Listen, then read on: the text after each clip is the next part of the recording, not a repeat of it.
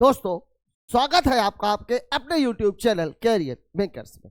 SSC GD previous year series में आज हम बात करेंगे मैथ के 56वें पेपर की, जो लिया गया था दिनांक 2 फरवरी को 5:15 से 6:15 के बीच में। आइए देखते हैं इस पेपर में किस तरह के सवाल पूछे गए थे। पहला सवाल आपकी स्क्रीन पर ये रहा। एक खेप माल का 3/4 भाग 6% लाभ पर शेष माल 3% की हानि पर बेचा गया, कुल लाभ 600 रुपए है, तो उस खेप माल का क्रय मूल्य क्या है? क्रय मूल्य क्या है?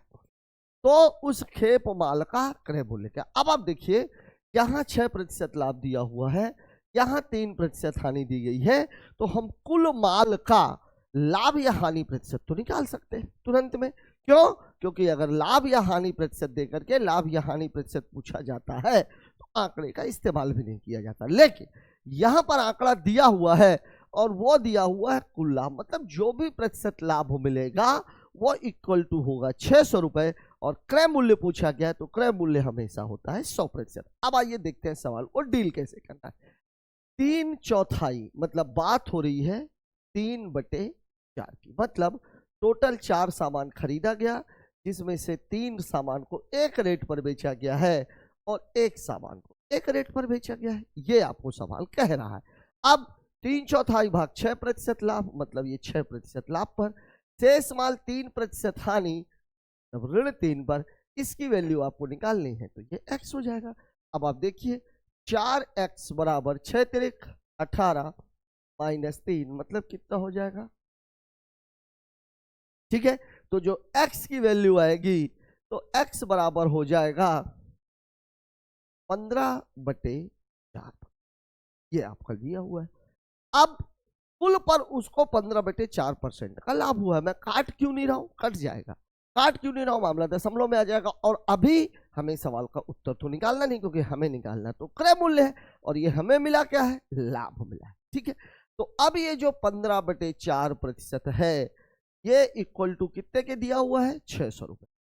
ये बराबर है 600 के, तो 1% बराबर कितना हो जाएगा? 600 गुणे 4/15, 15 चौके 60, 40, मतलब ये हो जाएगा 160 के। तो अब आपको 100% निकालना है, 2 जीरो यहाँ 2 जीरो यहाँ, मतलब उत्तर हो जाएगा 16,000 रुपए। उत्तर कितना हो जाएगा? 16,000 रुपए दिया गया है आपको ऑप्शन नंबर 4 में। ये चीज मैंने आप लोगों को बार बार बताई है कि परसेंटेज के मामले में या रेशियो के मामले में, अगर रेशियो और परसेंटेज दे करके रेशियो और परसेंटेज ही पूछा जाता है तो आंकड़े का प्रयोग नहीं करना है। अब यहां पर आपके लिए थोड़ी सी दिक्कत वाला मामला ये था कि यहां पर जो लाभ है ये रुपए में दिया गया है, जबकि हम सवाल को जब लगाएंगे तो जो लाभ आएगा वो प्रतिशत में आएगा। दोनों को बराबर कर दीजिए, और क्रय मूल्य तो हमेशा कितना होता है? 100% होता है। 100% की वैल्यू निकाल लीजिए। बात करते हैं अगले सवाल की। अगला सवाल है, प्रीति 36 दिनों में एक काम को कर सकती है, अनु उसी कार्य को 30 दिनों में कर सकती है। प्रीति और अनु एक साथ काम पूरा करती है, लेकिन अनु काम पूरा होने से 3 दिन पहले। ये बात याद रखिए, यहां पर जब काम छोड़ने का मामला आता है वहां पर 2 स्थितियां बनती हैं।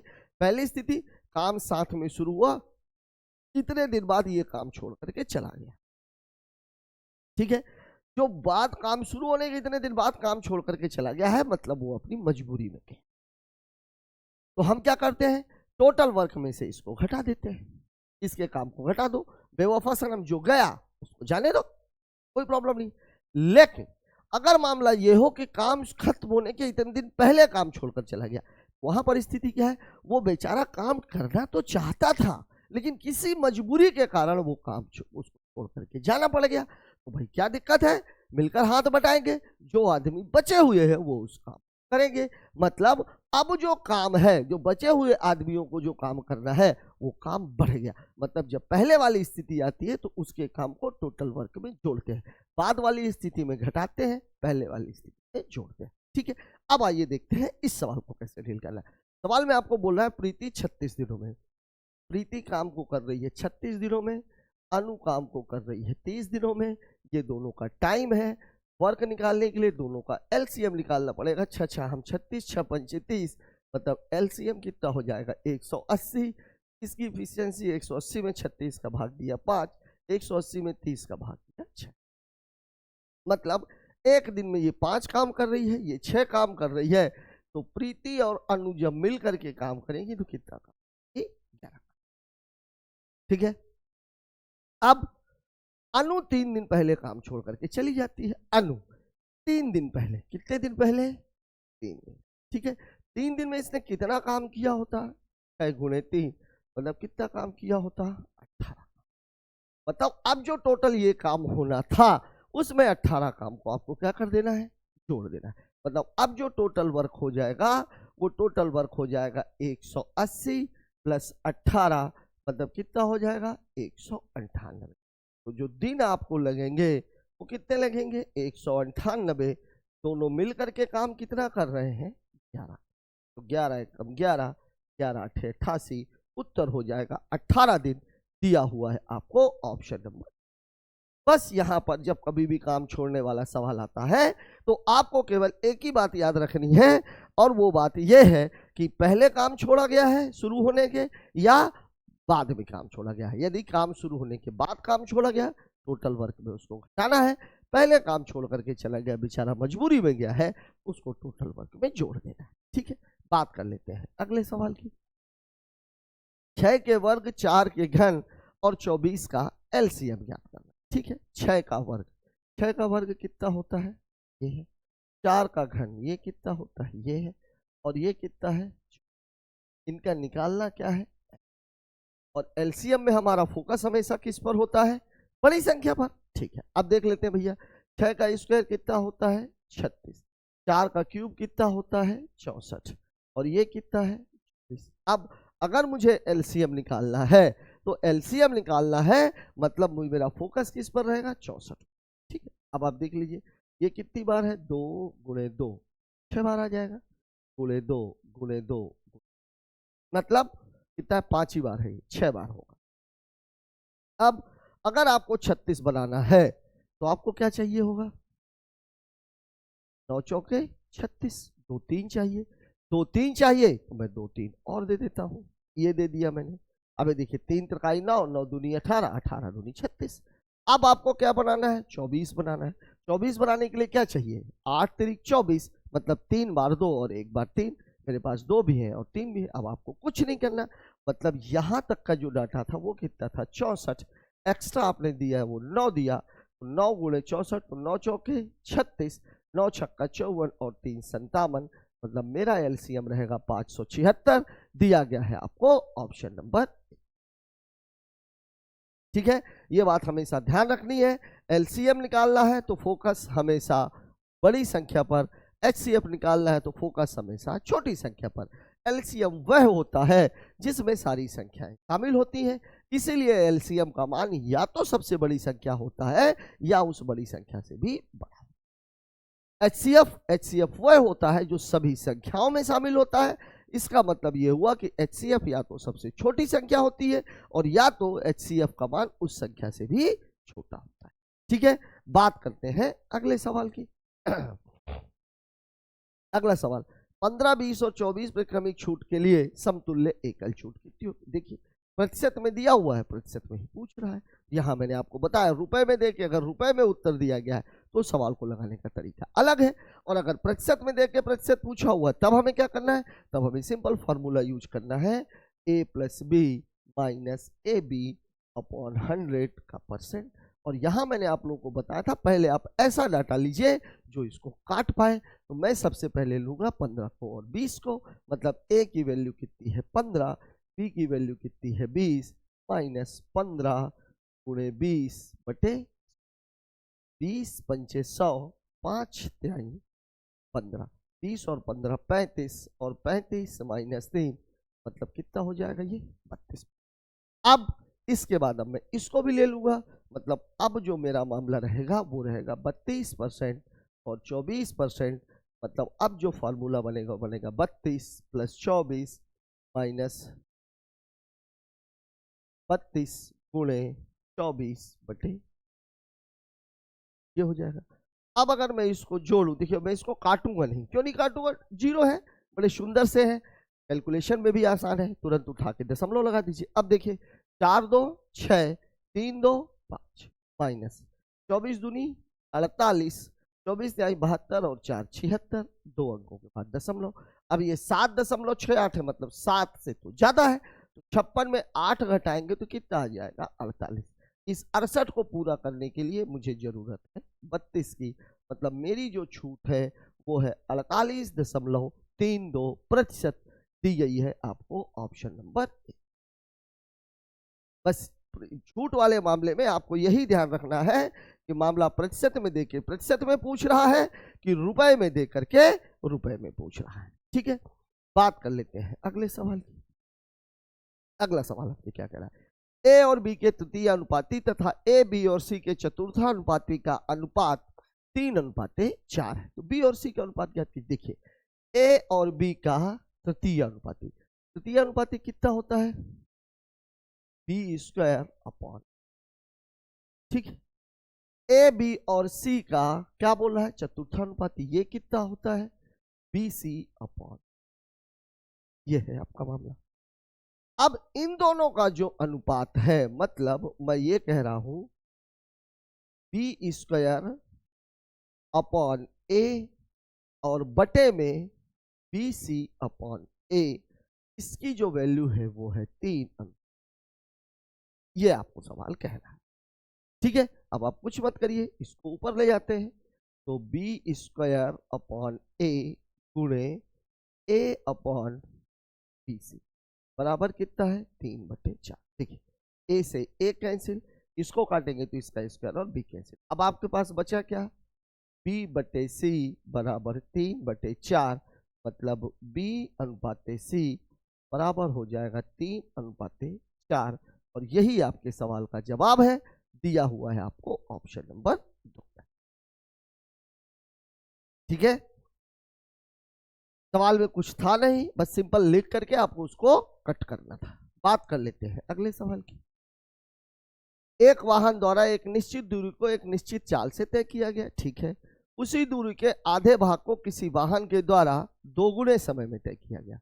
ध्यान दीजिएगा, आधी दूरी को दोगुने समय में तय किया गया, ठीक है, तो बाकी की आधी दूरी को भी दोगुने समय में तय किया जाएगा। ठीक है, बाकी की आधी दूरी को भी दोगुने समय, तो 2 गुना यहाँ 2 गुना यहाँ, मतलब कितना हो गया 4 गुना तय किया गया दोनों वाहनों की चालों का अनुपात। तो जब समय का अनुपात 1:4 है तो चाल का अनुपात हो जाएगा 4:1। इस बात को समझिए जरा, सवाल एक्चुअल में लॉजिकल फेज का है। जैसे मान लीजिए ये कोई दूरी है, सपोज ये 2x है, और इसको तय करने में टाइम कितना लगा t, ठीक है। दूसरे आदमी ने क्या किया, वो 2 हिस्सों में, यहां तक x और फिर यहां तक भी x। अब आधी दूरी को तय करने में इसको कितना टाइम लग गया 2t, और यहां भी कितना टाइम लगेगा। तो अब आप खुद देखिए कि ये कितना लग रहा है t, और इसको कितना लग रहा है 4t, मतलब रेशियो कितने का है 1 और 4 का, मतलब जो टाइम का रेशियो है वो होता है 1:4। और जब मामला समान दूरी का है तो चाल और समय एक दूसरे के उल्टे होते हैं, तो चाल का अनुपात हो जाएगा 4:1, दिया गया है आपको ऑप्शन नंबर 1 में। बस यहाँ पर आपको यही बात ध्यान देनी है, आधी दूरी को दोगुने समय तो बाकी की आधी दूरी को भी दोगुने समय, मतलब टोटल समय लग गया 4। पहले में 1 घंटा लग रहा था, बाद में 4 घंटा लग गया। इसका मतलब ये हुआ कि जो समय का अनुपात है वो 1:4 है। दूरी समान है तो चाल और समय का अनुपात एक दूसरे का उल्टा। चाल का अनुपात अगर 1:4 है समय का, तो चाल का होगा 4:1। बात कर लेते हैं अगले सवाल की। एक कारखाने में लगातार 5 महीने में 7,482, 8,952, 6,524, 8,432, 6,562 इकाइयों का उत्पादन होता है। 6 महीने में कितनी इकाइयों का उत्पादन किया जाए ताकि 6 महीने का औसत 72। ठीक है, इसको पहले मैं बेसिक से बता देता हूं, फिर मैं आपको एक तरीका बताता हूं, मतलब तरीका ही है, ठीक है, कि उसको कैसे निकाला जा सकता। अब देखिए औसत बराबर होता क्या है, या मैं इसको ऐसे बोल सकता हूं, योग बराबर क्या होता है, योग बराबर होता है औसत और गुणे संख्या। ठीक है, अब देखिए यहां पर है 7,482 पहले महीने, फिर कितनी है 8,952, फिर कितनी है 6,524, फिर कितनी है 8,432, फिर कितनी है 6,562 और प्लस x, और यहाँ पे कितना है औसत है 7200 और गुणे कितना ये है डाटा। ये मैं बेसिक से बता रहा हूँ सबको। अब देखिए इसको जोड़ना पड़ेगा। 8,952 था ये, देखिए 2 2 4 4 8 2 10 10 2 12, 12 की 2 हासिल आई 1, 8 1 9, 5 14, 2 16, 3 19, 19 6 25, 5 हासिल आई 2, 4 2 6, 9 6 15, 5 20, 20 4 24, 24 5 29 की 9 हासिल आई 2, 7 2 9, 9 8 17, 17 6 23, 23 8 31, 31 6 37, और प्लस कितना हो जाएगा x बराबर 6 शून्यम 0, 6 शून्यम 0, 6 दूनी 12, 6 सते 42 और 1। तो अब x की वैल्यू हो जाएगी 43,200 माइनस 37,52। अब देखिए अगर मैं इसको 48 दे दूं तो ये 38,000 हो जाएगी। कितना दे दूं इसको मैं 48, तो 48 में इसको भी दे देता हूं, ठीक है। अब देखिए ये कितनी हो गई 38,000, 43,000 में से 38,000 घटेगा तो 5,000 बचेगा, तो उत्तर हो जाएगा 5,248। मतलब ये हुआ कि मैंने यहाँ पर 43,248 में से किसको घटाया है, मैंने घटाया है 38। अब आप खुद ही देखो 43,000 में से 38,000 घटेगा तो 5,000 और ये 248 डिजिट आ जाएगा। मतलब उत्तर तो ऑप्शन नंबर 2, ठीक है। अब इसको मैं डायरेक्ट लगाने का भी एक तरीका आपको बता देता हूं, ठीक है। पहले आप इस लोग का इसका स्क्रीनशॉट ले लीजिए, फिर मैं बात करता हूं ऐसे सवालों को वास्तव में कैसे डील किया जाना है। देखिए 7200 तो ये है ही, 7200 तो ये है ही, सभी को हम 7200 ही मानते हैं, जो औसत है वो तो सबका है। अब आप देखिए इसमें से इसको, ये 7200 है तो ये ज्यादा है, तो कितना ज्यादा है भाई देख लीजिए आप, 282 ज्यादा। ये वाला कितना ज्यादा भाई, तो ये वाला कितना ज्यादा है, तो 1,952 ज्यादा है। ये सब प्लस वाले हैं, ठीक है। यहां देख लीजिए ये कम है, ये कम है, तो कितना कम है ये 65 और 6 71। देखिए अगर घटाते नहीं बन रहा है 100 में से, ये 100 में से 24 जाएगा, कितना बचेगा 76, और 71 में 65 जाएगा तो कितना बचेगा 6, ये माइनस में है। फिर ये वाला देखिए 8,432, तो ये वाला भी कितना है प्लस 1,232, और ये वाला कितना कम है 100 में से अगर मैं 62 को घटाऊंगा तो 38, और 100 में से 62 को घटाऊंगा 38, 71 में 65 घटाऊंगा तो ठीक है। अब आप इसमें देखिए कि अगर मैं इसको देखूं काटना कैसे है, इन सवालों को काटना कैसे, ठीक है। इस सवाल को काटते कैसे हैं पहले तो आप ये सीख जाओ। इकाई से इकाई अगर मैं काटूंगा तो 82 में से 76 जाएगा, यहाँ कितना बच जाएगा 6, ठीक है। अब आप देखिए ये 32 और ये 6 मिलके 38 हो जाएंगे, ये कैंसिल, ठीक। अब आप देख लीजिए यहाँ पे कितना है 600 और 600 1200, ये 600 600 1200 कैंसिल। अब आपके पास टोटल कितना बचा है 2152, और ये प्लस में इतना आपके पास बच गया। इसको बनाना 7200 था, तो 7200 में इसको आप घटा दीजिए, तो ये कितना हो जाएगा 48 48 0 19 2 21 2152।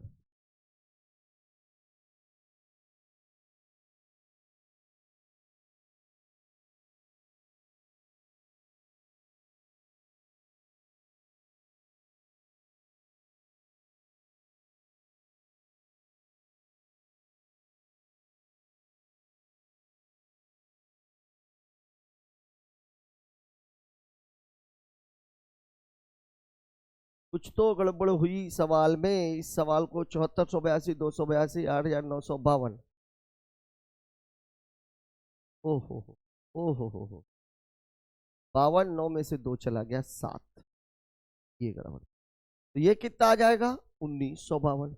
अब अगर ये 1952 है तो 100 में से 52 गया 48, और 71 में से 71 में से 19 चला जाएगा, कितना बचेगा? 52। ये आपके सवाल का जवाब है, दिया गया है आपको ऑप्शन नंबर 2 में। हाँ, अब किन बच्चों को वैसे अटेंड करना, किन बच्चों को ऐसे अटेंड करना है। जिन भी लोगों का कैलकुलेशन जबरदस्त है, कैलकुलेशन जबरदस्त है, वो सवाल को इस तरीके से अटेंड, लेकिन जिन लोगों को कैलकुलेशन में जरा सी भी प्रॉब्लम है, वो उस सवाल को बेसिक के तरीके से ही अटेंड करना। ठीक, बात करते हैं अगले सवाल की। एक अर्धगोले की त्रिज्या कितनी है? वक्र पृष्ठीय क्षेत्रफल का आधा। देखिए, अर्धगोले का वक्र पृष्ठीय क्षेत्रफल, अर्धगोले का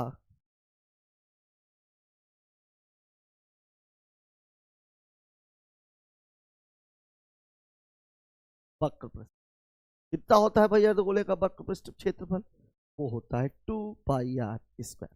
और r की वैल्यू 42 आपको दी गई है, तो 2 गुणे 22/7 गुणे 42 गुणे 42, 7 छंग 42, 6 दूनी 12, 12 दूनी 24, 12 चौके 48, 48 और 2 50, 22 चौक 88, 22 पंचे 1। ये तो हो गया इसका वक्र पृष्ठ का क्षेत्रफल। लेकिन आपसे पूछा क्या है? क्षेत्रफल का आधा। तो इसको आधा कर देंगे, 2 पंचे 10, 2 पंचे 10, 2 चौके 8, 2 चौके 8, उत्तर हो जाएगा 55, 44 दिया गया है आपको ऑप्शन नंबर 2 में। सवाल में कुछ भी नहीं है, केवल और केवल आपको फार्मूला आना चाहिए। एक बात जरूर ध्यान रखनी है कि आपको वक्र पृष्ठ का क्षेत्रफल नहीं निकालना है, उस क्षेत्रफल का आधा निकालना है। ठीक है, बात करते हैं अगले सवाल की। एक संख्या में 10% की वृद्धि, बढ़ी हुई संख्या में 20% की कमी की जाती है, मूल संख्या में फिर यही प्रतिशत। देखिए, प्रतिशत पूछा हुआ है, यहां मैंने आप लोगों को बताया ही था, जब कभी भी मामला ऐसा हो तो तरीका यही रहता है। अब अगर प्लस वाला है, वृद्धि वाला है तो प्लस, कमी वाला है तो माइनस। वृद्धि कितने की हुई है? 10 की, तो +10 -20, प्लस और माइनस का गुणा होगा तो माइनस ही आएगा। 10 गुणे 20 बटे कितना? 100। 1 2 1 2, यहां घटाएंगे तो ये ऋण 10 है, और यहां करेंगे तो ऋण 2 है, मतलब उत्तर आ जाएगा ऋण 12%। मतलब मैं ये कह सकता हूं कि 12% की क्या हो जाएगी? कमी। और ये दिया गया है आपको ऑप्शन नंबर 4। सवाल में कुछ भी नहीं है, बेसिक परसेंटेज का मामला है, और इस तरह का सवाल आप लोग कई बार कर चुके हैं। बात कर लेते हैं अगले सवाल की। 2300 रुपए की राशि 10% की दर से वार्षिक रूप से चक्रवृद्धि ब्याज 483 रुपए, अवधि ज्ञात करें। यहां मैंने आप लोगों को बताया था, जब कभी भी ब्याज देकर के अवधि की बात करें तो आपको 2 बातें आपको हमेशा ध्यान रखनी है। पहली बात, प्रतिशत कितना है? प्रतिशत कितना है? 10। यह बात आपको याद रखनी है। और इसका जो 10% आप निकालोगे तो वो निकलेगा कितना? 230। बस पहली बात तो आपके दिमाग में ये होनी चाहिए। दूसरी बात ये है, अगर मैं 2 वर्ष की बात करूं तो 2 वर्ष में मामला कैसे चलता है? 2 और 1 का। 3 वर्ष में मामला कैसे चलता है? भाई 3 पहले रख लीजिए, 1 बाद में रख लीजिए, 2 और 1 3, मतलब यहां मामला रहता है 3 3 1 का। अगर मैं बात 4 वर्ष की करूं, 4 वर्ष में 4 पहले रख लीजिए, 1 बाद में रख लीजिए, 3 3 6 3 1, ये हो जाता है। अगर मैं यही चीज 5 वर्ष के लिए बोलूं तब मामला क्या है? 5 को पहले रख लीजिए, 1 को बाद में रख लीजिए, 6 4 10, 6 4 10, 4 1 5, ये रहता है मामला। मतलब पहले बार जो ब्याज मिलेगा वो इतना मिलेगा, इस ब्याज का जो ब्याज मिलेगा वो इतनी बार मिलेगा, इसका जो ब्याज मिलेगा वो इतनी बार मिलेगा। अब मेन चीज ये है कि आपका 2300 का जो 10% है वो कितना है? 200। अब आप खुद सोचो, अगर मैं इसमें गुणा करूंगा तो 3 त्रिकाई 9, 3 दूनी 6, 690 हो जाएगा, 690 हो जाएगा। मतलब यह हुआ कि मामला क्या है? 230 में 2 का गुणा करोगे, अगर मैं इसमें 2 का गुणा करूं तो कितना आएगा? 460 आएगा। मतलब दिख रहा है कि मेरा उत्तर कितना है? 2 वर्ष, ये दिया हुआ है। अब 2 वर्ष और 6 महीने वाला मामला, ये आपको थोड़ा सा अटकाने वाला है, इसको चेक कर लीजिए। मामला कितना है? 2 और 1 का। अब 2300 रुपए का 10% कितना है? 30। 230 का 10% कितना है? 23। इसका गुणा और इसका गुणा, यहां गुणा करेंगे तो 460, यहां गुणा करेंगे तो 23, दोनों को जोड़ दिया तो उत्तर कितना है 483। मतलब मेरा उत्तर सही है और टाइम कितना लगेगा 2 वर्ष। ठीक है, बात कर लेते हैं अगले सवाल की। अगला क्वेश्चन बोला है यदि k+3 k+2 3k माइनस दिए गए क्रम में समानुपात में है तो चौथे समानुपाती का न्यूनतम मान क्या होगा, इसकी बात कर रहा है, इसका न्यूनतम मान। तो सबसे पहले तो आपको k की वैल्यू निकालनी है। अब आप देखिए यहां पर मामला कितना है k+3 पहली संख्या अनुपात में, फिर कितना है k+2 समानुपात में बोल रहा है, समानुपात में 3k-7, फिर अनुपात k-, 4 संख्याएं समानुपाती तभी हो सकती है जब पहले और अंतिम का गुणा दोनों मध्य पदों के गुणनफल के बराबर। मतलब पूरा मामला आपका ये है कि k+3 गुणे 2k-3 बराबर k+2 और 3k-, ये हो जाएगा। अब आप देख लीजिए यहां गुणा करेंगे तो कितना आएगा 2k², k का गुणा इसमें करेंगे तो कितना आएगा -3k, 3 का गुणा इसमें करेंगे तो कितना आएगा +6k, 3 का गुणा इसमें करेंगे तो माइनस बराबर, k का गुणा इसमें करेंगे तो 3k², k का गुणा इसमें करेंगे तो माइनस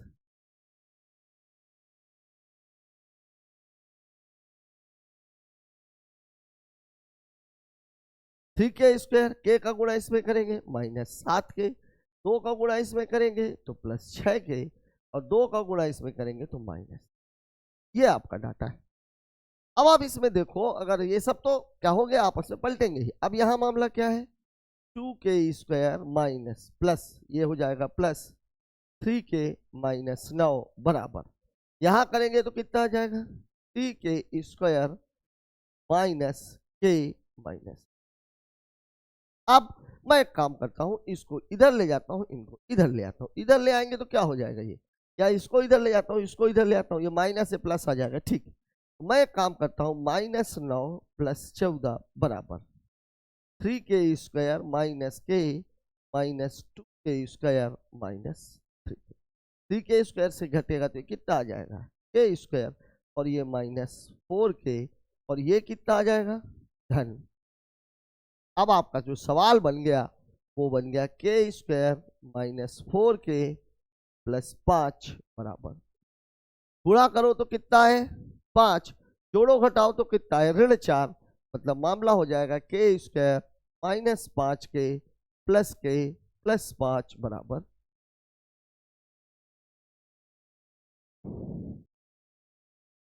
ठीक है, क्या गड़बड़ कर दी मैंने, कुछ गड़बड़ की क्या, ये -5 हो, वही तो मैं सोचूं।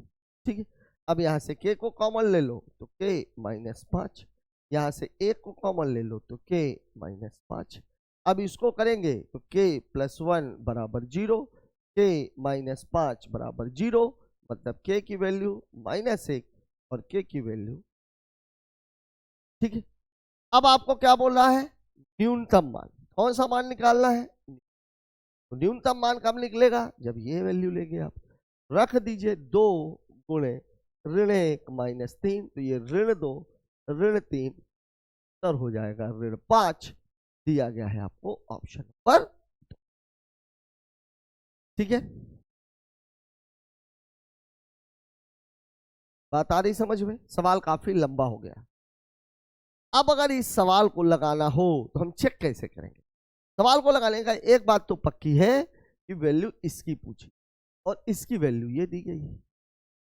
अब अगर मैं ऐसे करता तो 2k-3 बराबर, अगर मैं 7 करता तो 2k बराबर, देखिए अब इसको अगर मैं लगाता तो कैसे लगाता, 2k-3 बराबर 7, मतलब 2k बराबर 10, मतलब k बराबर कितना है 5, और -7 लूंगा तो -7 + 3 मतलब -4, तो k की वैल्यू हो जाएगी -।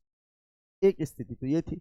दूसरी अगर मैं इसको -5 लेता तो 2k-3 बराबर -5, तो 2k = -2, मतलब k इक्वल टू -1, और 5 लेता तो 2k इक्वल टू 8, मतलब k इक्वल टू कितना हो जाता,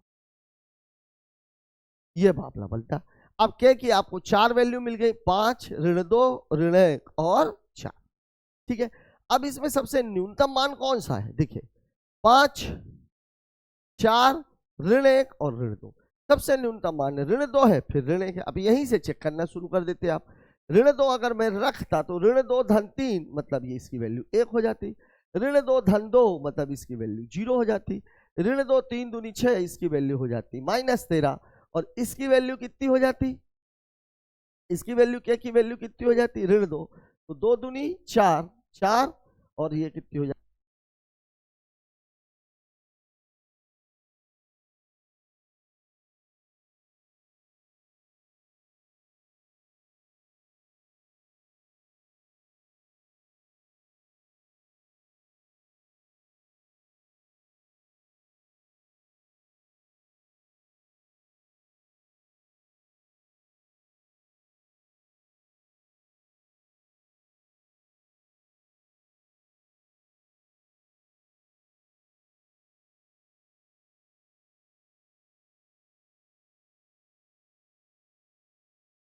तो सवाल को लगाने के लिए आपको केवल एक ही बात ध्यान में रखनी है कि सवाल को ऐसे पूरा लगना लगा करके आपको करना क्या है, वैल्यू चेक कर लेनी है। देखिए मैं कैसे बता रहा हूँ, वैल्यू कैसे बोल रहा हूँ मैं चेक करने के लिए। देखिए वैल्यू आपको इसकी निकालनी है, इसकी। ठीक है, अब आप देखिए 2k - 3 बराबर मैंने रखा 7, मतलब 2k बराबर 7 धन 3, मतलब 10, मतलब k की वैल्यू हो जाएगी 10/2 बराबर। दूसरी स्थिति है -7, 2k - 3 बराबर -7, तो 2k इक्वल टू -7 धन 3 बराबर -4, मतलब k की वैल्यू -4/2, मतलब। फिर मैं ले लेता हूं 5 वाला, 2k - 3 बराबर 5, मतलब 2k बराबर 5 धन 3 बराबर 8, मतलब k बराबर 8/2। ठीक है, फिर 2k - 3 बराबर -5, तो 2k बराबर -5 धन 3 बराबर -2, मतलब k की वैल्यू हो जाएगी -2/2। अब आपसे मान कौन सा पूछा हुआ है, न्यूनतम मान। न्यूनतम मान है तो सबसे पहले आप इसको चेक करोगे, फिर इसको चेक। अब न्यूनतम मान अगर मैं इसमें रखूं तो ये -2 धन 3, यहां से 1 बचेगा, -2 धन 2, यहां से 0 बचेगा, -2 त्याई -6 -7, यहां से -13 बचेगा, और यहां से तो आपको दिख ही रहा है -7। अब आप देखिए इसका गुणा और इसका गुणा आपस में बराबर हो सकता है क्या, नॉट पॉसिबल, मतलब -2 मेरी वैल्यू नहीं हो सकती। -1 अगर मैं रखता तो -1 धन 3, मतलब 2, -1 धन 2, मतलब धन 1, फिर -2 त्याई 6 -6 -7, सॉरी -1, वो सॉरी -3 -7, मतलब -10, और यहाँ पर वैल्यू पता ही है -5। अब आप इसका गुणा करो, इन दोनों का गुणा और इन दोनों का गुणा, देखिए 5 दूनी 10, 10 कम 10 बराबर हो गई, मतलब मेरा उत्तर है -5। इसको और इसको चेक करने की आवश्यकता नहीं थी, क्यों, क्योंकि हमसे न्यूनतम मान पूछा गया था, तो हम 5 और 4 से, अगर अधिकतम पूछा गया होता तो मैं क्या करता, तब मैं 5 से चेक। न्यूनतम पूछा गया इसलिए मैंने शुरुआत कहां से की है, ऋण से। इस सवाल को लगाने के लिए जो सबसे बेस्ट तरीका है वो ये है। ठीक है, एक तरीका और भी अगर मैं देखूं तो क्या हो सकता था, यहां अगर देखो आप के 3 के बराबर 0, यहां से अगर देखोगे आप, सॉरी घटाना है ना, 2 के में से के बराबर कितना हो जाएगा, -6, यहाँ की वैल्यू करेंगे तो 2k बराबर कितना हो जाएगा, 9, नहीं आ रहा। तो इसका जो सबसे बेस्ट तरीका है वो ये। ठीक है, बात कर लेते हैं अगले सवाल की। एक डीलर उस वस्तु पर 25% की अतिरिक्त रियायत देता है जिस पर पहले से ही 20% की छूट है। कोई क्रेता वस्तु के लिए 1500 का भुगतान करता है। अब देखिए 1500 रुपए का भुगतान कर रहा, मतलब मामला रुपए से रुपए। ठीक है, क्रय मूल्य दिया हुआ है, अंकित मूल्य आपसे पूछा जा रहा है। तो छूट कौन कौन से मिली है? पहले उसको 20% की छूट मिल रही थी, 20% की वैल्यू होती है 1/5, फिर 25 की छूट मिल रही थी मतलब 1/4, मतलब मामला है 5 से 4 का, और फिर 4 से 3 का, 4 से 4 कैंसिल, मतलब पूरी स्थिति है 5 से।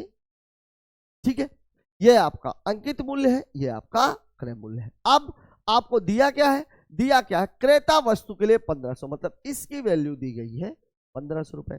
काटेंगे तो एक की वैल्यू कितनी आ जाएगी? 500। बस इसी में आप 500 का गुणा मार दीजिए, मतलब उस वस्तु का अंकित मूल्य था 2500 रुपए, दिया हुआ है आपको ऑप्शन नंबर 4। ठीक है, कोई दम नहीं है सवाल में, बहुत ही बेसिक सा क्वेश्चन है। बात करते हैं अगले सवाल की। एक वस्तु के मूल्य में 30% की वृद्धि, फिर 30% की कमी, अंतिम मूल्य में शुद्ध परिवर्तन 9% की कमी। यहां मैंने आप लोगों को बताया था अगर x% की वृद्धि हुई हो और x% की ही कमी हो तो क्या होता क्या। देखिए अभी अभी आपने फॉर्मूले में पढ़ा a + b + ab/100 का परसेंट, उत्तर हो जाता है आपका x² 100% की कमी। ये क्या होता है ये मैं आपको बता रहा हूं। देखिए यहां पर x है, फिर -x है, +x और -x, -x गुणे x बटे कितना हो जाएगा 100, ये और ये घट जाएंगे। यहां पे क्या बचेगा? x² 100, मतलब कमी हो रही है। अब यहां पर x की वैल्यू कितनी दी गई है? 30, और गुणे 30 बटे कितना? 100, 1 2 1 2, मतलब उत्तर क्या हो जाएगा? 9%। और यही आपको दिया गया है, दिया गया है आपको ऑप्शन नंबर 2 में। ठीक है, बात कर लेते हैं अगले सवाल की। अगला क्वेश्चन क्या है? वह सबसे बड़ी संख्या जिससे 73 और 98 को सबसे बड़ी संख्या, सबसे बड़ी संख्या का मतलब हुआ आपसे क्या पूछा जा रहा है? HCF। 73 और 98 को विभाजित करने पर क्रमशः 4 और 6 शेष बचता है। बहुत ही बढ़िया सवाल माने जाते हैं HCF के। देखिए शेष बचाना है तो सबसे पहले तो आप शेष को ही उड़ा दो। ये 73, ये 98, इसमें कितना शेष बचाना है? 4, इसमें 6, इन दोनों को आप घटा दीजिए।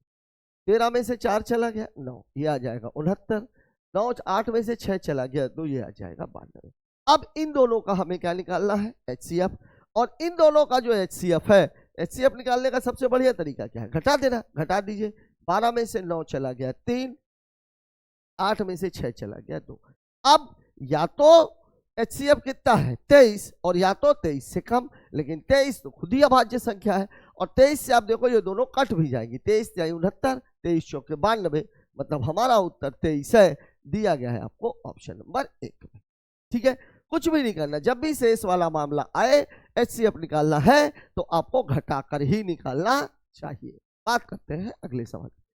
2 रुपए में 3 की दर से, 3 रुपए में 2 की दर से बेचे जाते हैं लाभ प्रतिशत। जब कभी भी कुछ वस्तुएं कुछ दर पर खरीदकर कुछ वस्तुएं कुछ दर पर बेची जाती है तो हमेशा वस्तुओं की संख्या को बराबर करते हैं। क्यों करते हैं? इसके कारणों को समझिए। देखिए जैसे मैंने आपको बोला 10 रुपए में 15 संतरे खरीदे गए, 15 रुपए में 10 संतरे बेच दिए गए। अब आप बोलिए कितना लाभ हुआ? दिक्कत है।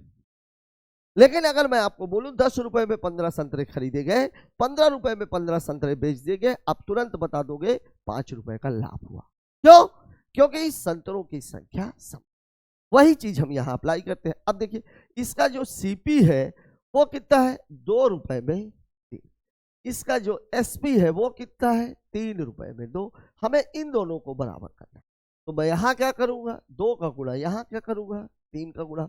अब यहां भी 2 का गुणा होगा, यहां भी 3 का गुणा होगा। तो देखिए अब आपका जो CP रहा वो रहा 4 रुपए में 6, आपका जो SP रहा वो रहा 9 रुपए में 6।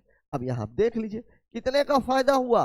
प्रॉफिट जो हुआ वो हुआ 5 रुपए का। अब आपसे पूछ क्या रहा है? लाभ प्रतिशत। अगर प्रतिशत में पूछा जा रहा है तो प्रॉफिट परसेंट निकालना है, और प्रॉफिट परसेंट निकलता है हमेशा किस पर? क्रय मूल्य पर, गुणे 100।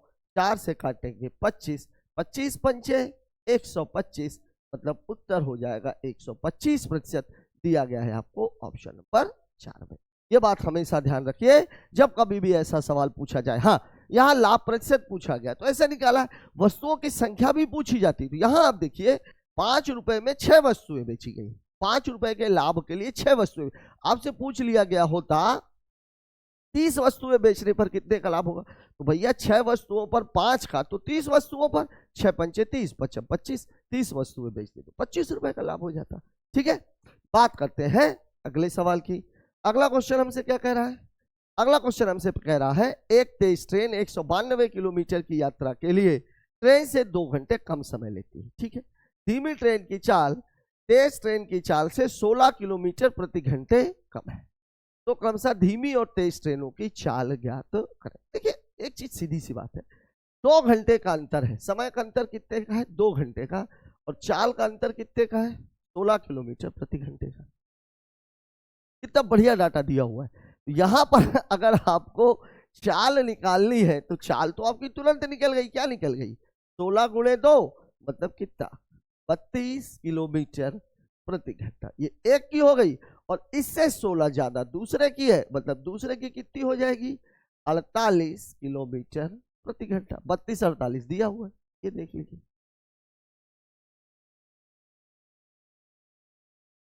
ठीक है, दोनों ट्रेनों की चालें आपके सामने आ गई। अब ये क्यों आया? देखो, 192 किलोमीटर से इसका कोई उत्तर है कि नहीं? सवाल में समझो जरा। मैं अगर इसको भी कंसीडर करता तो क्या होता? 16 किलोमीटर प्रति घंटा कम है, 2 घंटे का मार्जिन है, मतलब इसने कितना किया? 16 या कम 16, 16 दूनी 32, मतलब एक ट्रेन को लगे हैं 12 घंटे। 16 किलोमीटर प्रति घंटा कम है, मतलब मामला कितने का होना चाहिए? 12 का। यहां से एक ट्रेन चली, यहां तक जाना है उसको, 192 किलोमीटर की दूरी है। अब एक ट्रेन चली, इसकी चाल है x, और एक ट्रेन चली, इसकी चाल है x + 16। ठीक है, अब आप इस बात को जरा अच्छे तरीके से समझो। 192 कितनी भी किलोमीटर की यात्रा होती, मुद्दा वो नहीं था। मुद्दा यह था समय कितना कम लगा। कितना कम लगा? 2 घंटे कम लगा। 2 घंटे क्यों कम लगा? क्योंकि इस गाड़ी की जो चाल है वो कितनी है? 16 किलोमीटर प्रति घंटे ज्यादा थी, मतलब एक गाड़ी ने 32 किलोमीटर ज्यादा तय किए। तो अगर 32 किलोमीटर ज्यादा तय किए हैं, मतलब एक गाड़ी ने तो पूरे 192 किलोमीटर तय किए, और दूसरी गाड़ी ने 160 किलोमीटर ही तय किए। और अगर समय समान है, इसको आप ऐसे भी लगा सकते थे, समय समान है क्योंकि दोनों का समय तो समान ही है। ठीक है, चले, और वहां पे अगर वो पूरा जाता तो उसको 2 घंटे लगते, मतलब अगर यहां तक जाती तो 2 घंटे लगते। मतलब रेशियो कितने का है? 192 का और 160 का। 16 दूनी,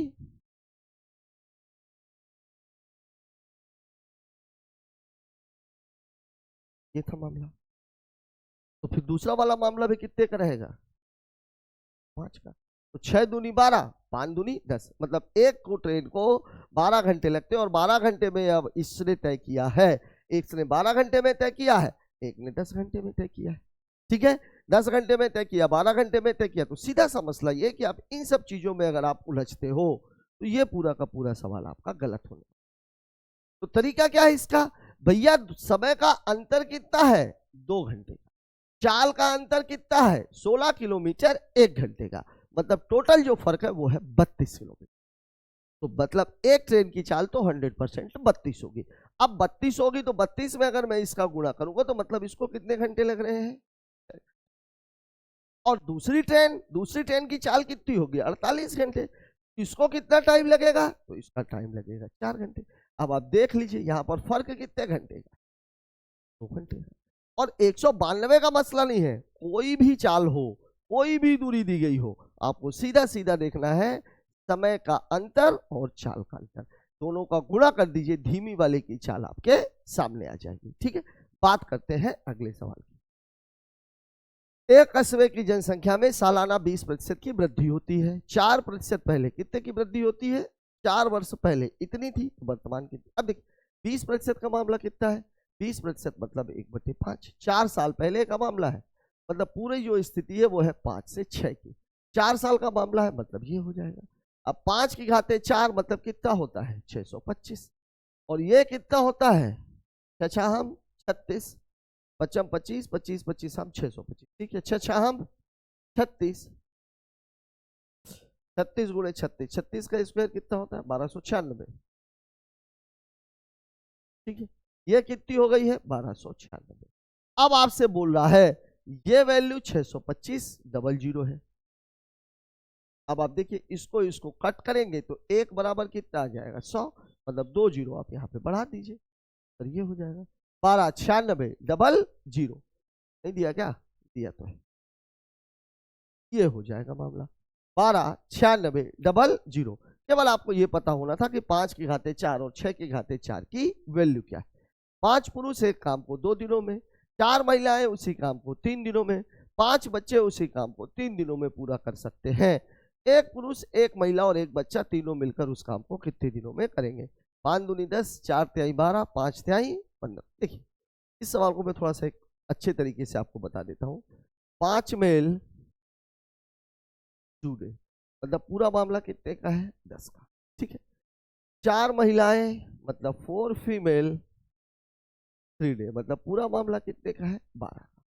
फिर 5 बच्चे 3 दिन, 5 चाइल्ड 3 डे, मतलब मामला कितने का है? 15।